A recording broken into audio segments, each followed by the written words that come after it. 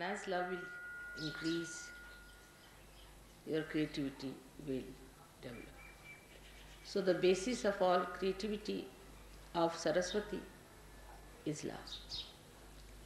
If there is no love, there is no creativity. It's even in the deeper sense. If you see, people who have created all the scientific things are also out of love for the masses, not for themselves. Nobody has produced anything for themselves. This love of that we talk of, this great love of God we talk of, we know that it for definite through vibrations. People do not have vibrations, but still they can feel the vibrations in a very unconscious way. All the great paintings of the world have vibrations. All the great creative works of the world have vibrations. Only those who have vibrations have been sustained by time. Otherwise, all other things are destroyed. So all that is sustaining, all that is nurturing, all that is ennobling comes from this sense of love which is within us, very much developed, but within others also who are not yet realized. Ultimately, the whole world has to realize that one has to go to that ultimate love of God, otherwise it has no meaning. Now you have seen in art, people have taken to other methods of appealing to people by using cheap things and very vulgar things, just to make people think that this is art. But this will all disappear of Surya. But the main thing that one has to achieve through Surya is the light within,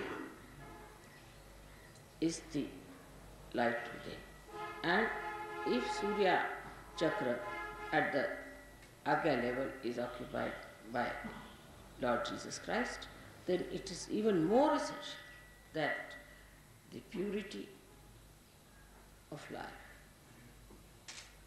what we call niti, is the morality of life. Light doesn't mean what you see with your gross eyes. Light means from within, the light of love. That one should understand. Light of love. And it's so soothing, it's so sweet, it's so beautiful, it's so enamoring, it's so abounding that unless and until you can feel that light within you, that light which is of pure love, of purity, pure relationships, pure understanding, if you can develop that kind of a light within yourself, then whole thing will be cleansed.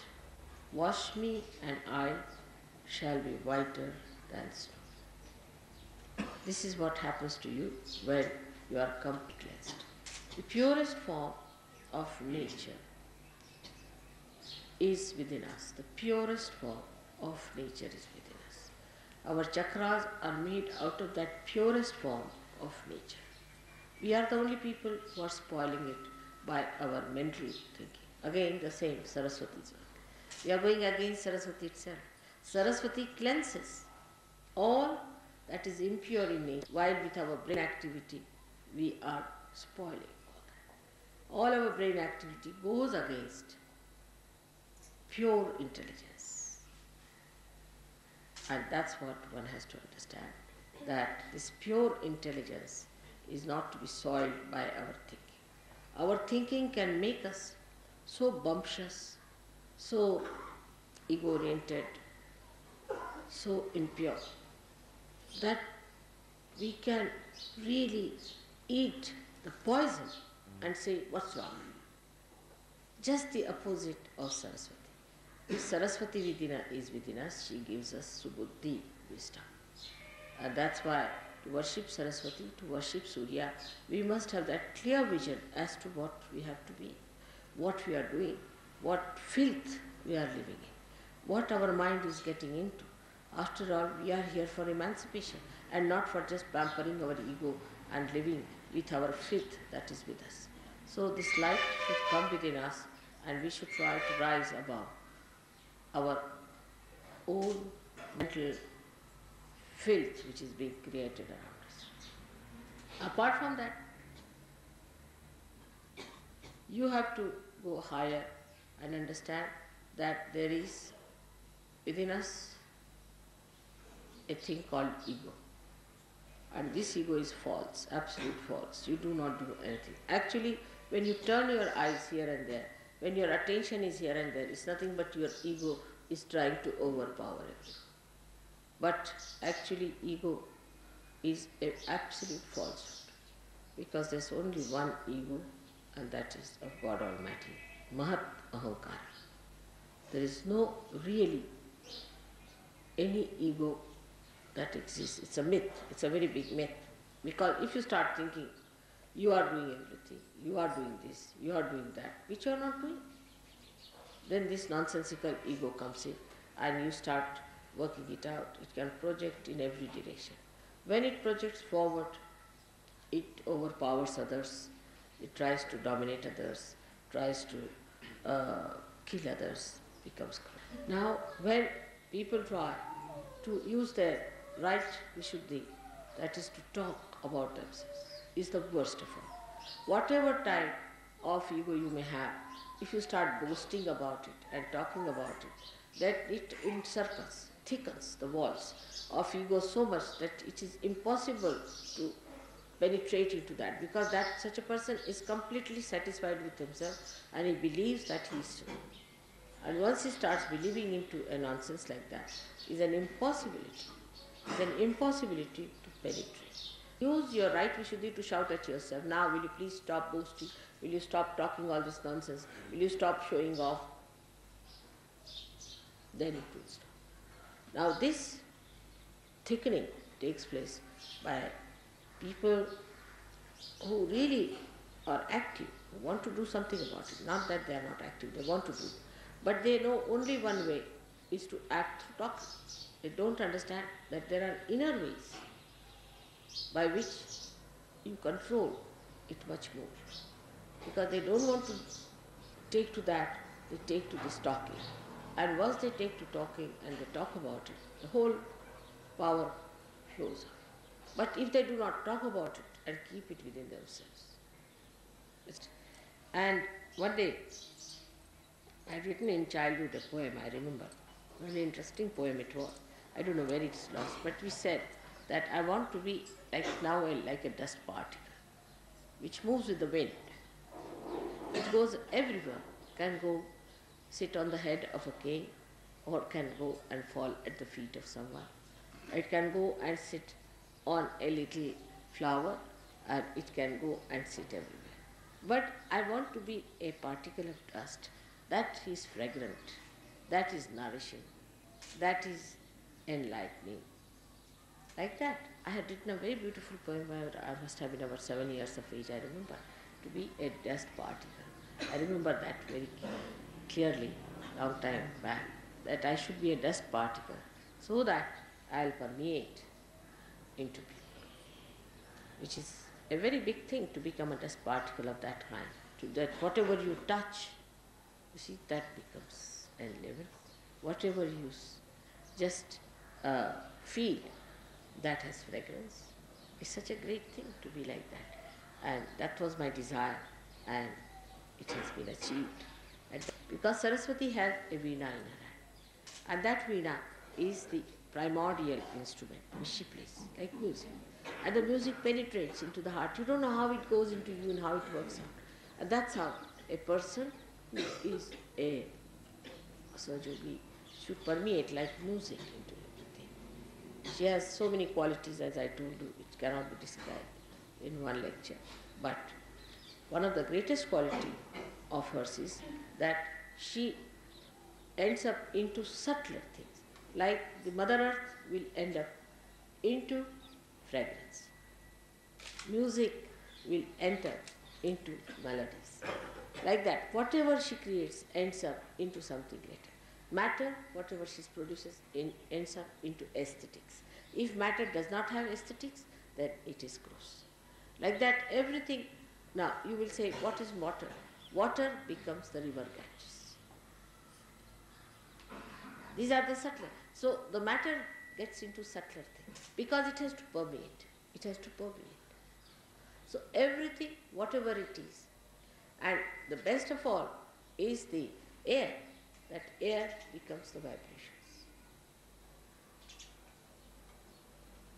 So you can see how whatever has come out from this matter, from these five elements, becomes that subtle thing. Of course, the left side and right side both work it out, because the love has to work on this, and when love acts on matter, it becomes that. And that is how one has to look at your own lives to make it a beautiful combination of love and matter. That's why I always say meditate, because when you meditate, what happens that all these things that are pulling you down are finished. Gradually they disappear, because you become yourself. You get content by yourself. And you are never bored. I am never bored. I don't know what boring word means, you see. This state is not difficult to achieve for you at all, because you have crossed over your mind. Now all these things come to you through your mind. I have already said that mind is a myth, which you must accept. Myth is that this mind gives you ideas. Some people think, yes, mother, but. Yes, mother, but. This but is coming from your brain, from your mind. The brain is reality, but not the mind. The mind says but, and then you start feeling very depressed sometimes, unhappy. Some people come and tell me, mother, see, my ego is very bad, you just take it out. He sees his ego. He sees what is the problem is. Somebody says, mother, my navi is very bad, I'm still busy with the money. He sees it. First starts the knowledge about yourself. We call as self-knowledge. But one has to even go beyond self-knowledge. By that knowledge, what do? We have to see. When you have the knowledge, first we say there's no knowledge. People have no knowledge, they are ignorant, there's darkness, all that. Now the light has come, you can see. You can know what's wrong with you. Now you start separating yourself from all those things that you see as wrong with you. You see them getting out. So many nonsensical things there are. Like we have jealousies, envy, greed, lust. I mean, it's horrible things to say on a Diwali function. See? So the Diwali is that one by one, so many lives are enlightened. And you start seeing it first. First you start seeing what is wrong with it. And then as you see it, you don't want it. Then you work out to get rid of it, to become clean. Now this also knowledge disappears. You don't have to have any knowledge, you are there. You are there. There is no need to know about your chakras, you are just there. At that stage, nothing matters. You become just like a stone, I can say. Stone with a brain intact and a heart intact and a liver intact. You just don't mind anything. Don't get upset with anything. You just enjoy the love and compassion. That's true. And the ripples that come back to you. Even that is lost after some time, and you are just nothing but such. That is the state people achieved. In those days they achieved the state. But with that, what lacking happened, that get lost. They all got lost. They couldn't do anything to others. One person getting it, becoming great, finished. Or two persons at the most. So, now Sahaja Yoga stands first of all at the knowledge state, where you have the knowledge. First, you should first of all have full knowledge about yourself. The self-knowledge should be complete. Then in the third stage, we should say that when the knowledge is full, you should get rid of all those things that you know about yourself. which are useless, which are hampering your progress, which you know is wrong. Like I see some dirt falling on my sari, I'll just clean it out like that. Then you start separating yourself into that sahaja state. You are yourself. You are the spirit. And when you become the spirit, then you start knowing so much, and that knowledge is very important.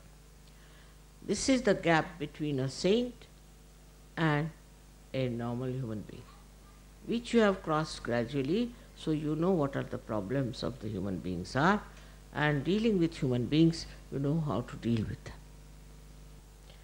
After getting realization, after getting everything, what should we have that we develop is the faith. Faith in yourself.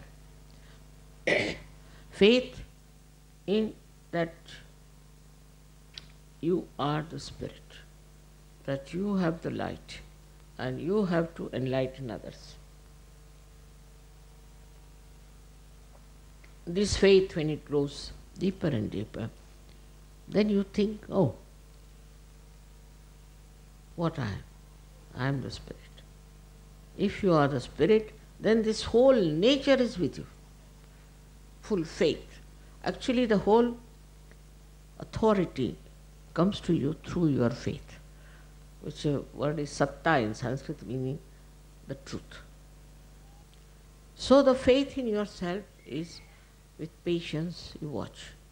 And do not get disappointed with anything whatsoever. Now just imagine so many people have got realization. So many saints in this world have. You see, it is something that one has to wonder and appreciate what things are happening now. Where are we going? We are going into the kingdom of God. And all the blessings, all the bliss will be on. Then this bliss, knowledge, everything becomes one, nothing but bliss. And you are in that state of bliss, which you don't even know, but just that. The greatest bliss is that you don't know anything. You're just there. I hope all of you achieve that state.